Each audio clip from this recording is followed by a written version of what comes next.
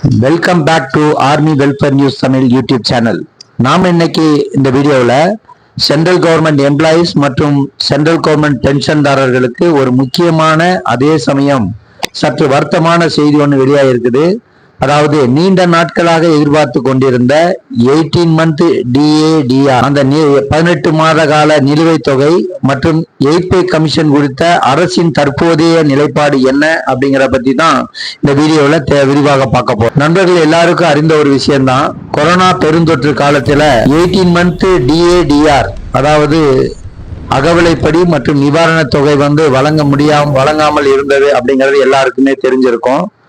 இந்த கொரோனா பெருந்தொற்று காலத்துல நிறுத்தி வைக்கப்பட்ட 18 மாத கால DADR ஆனது தொகையை வழங்க முடியாது என்று திட்டவட்டமாக இன்றைய தினம் நடந்த கூட்டத்தில் மரியாதைக்குரிய மத்திய நிதி அமைச்சகம் தற்போது திட்டவட்டமாக தெரிவிச்சிருக்குது. அப்படிங்கிறத நம்ம இப்ப பார்க்க வேண்டியிருக்குது.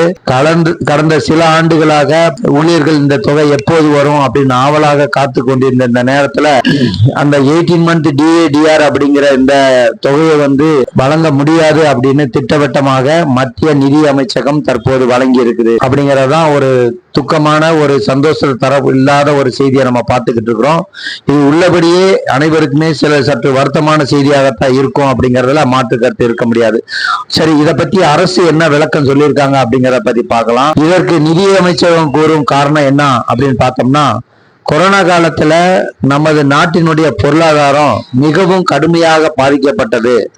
அந்த இக்கட்டான சூழல்ல சுகாதார திட்டங்கள் மற்றும் மக்கள் நல திட்டங்களுக்காக கவர்மெண்ட் மிகப்பெரிய தொகையை செலவிட வேண்டியிருந்தது. இதனால ஏற்பட்ட நிதி அழுத்தத்தை சமாளிப்பதற்காகத்தான் 2020 மற்றும் 2021 அந்த ஒரு இயர்ல வழங்கப்பட வேண்டிய 3 தவணை அதாவது 18 மந்த் DADR வழங்காம கவர்மெண்ட் முடக்கி வைத்தது.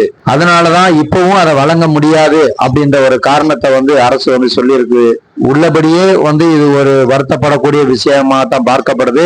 இதை பற்றி உங்களுடைய கருத்துக்களை மறக்காம இந்த வீடியோ கமெண்ட்ஸ் பாக்ஸில் தெரியப்படுத்துங்க. அடுத்ததாக 8 பே கமிஷனுடைய அந்த குழு எப்போது அமலாகும் அப்படிங்கிறத பத்திட்டு இப்போ சென்ட்ரல் கவர்மெண்டோடைய எம்ப்ளாயிஸ் மற்றும் பென்ஷன்தாரர்களுடைய மத்தியில மிகப்பெரிய எதிர்பார்ப்பா இருக்கக்கூடிய ஒரு விஷயம் இந்த 8 பே கமிஷன்.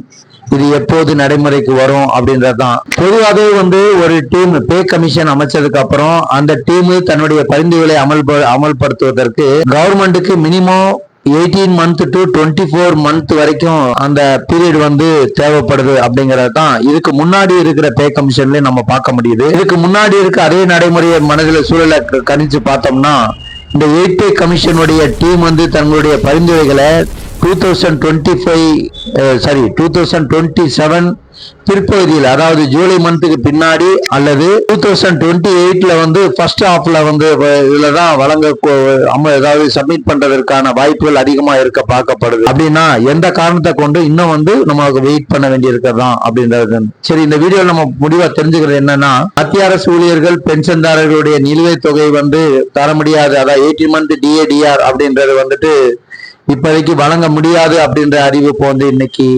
சொல்லியிருக்கிறாங்க. கூடவே 8 பே ஸ்கீமுடைய 8 பே கமிஷனுடைய பலன்களையும் பெறுவதற்கு இன்னும் சில காலம் காத்திருக்க வேண்டிய கட்டாயத்துல தான் உள்ள எல்லா பேரும் இருக்காங்க அப்படிங்கிறத புரிஞ்சுக்கணும். இதுபோல முன்னாள் முப்படையை சார்ந்த வீரர்களுக்கு தேவையான செய்திகளை உடனுக்குடன் தெரிந்து கொள்வதற்கு நமது சேனலை சப்ஸ்கிரைப் பண்ணுங்க, மற்ற நண்பர்களுக்கும் ஃபார்வர்டு பண்ணுங்க. உங்களுடைய சந்தேகங்களை எங்களுக்கு கமெண்ட் பாக்ஸில் தெரியப்படுத்துங்க. கண்டிப்பா அதுக்கு உண்டான விளக்கங்களை நாங்கள் தருவோம் சொல்லிக்கிட்டு வீடியோவை இத்துடன் நிறைவு செய்கிறோம். நன்றி, வணக்கம், ஜெய் ஹிந்த்.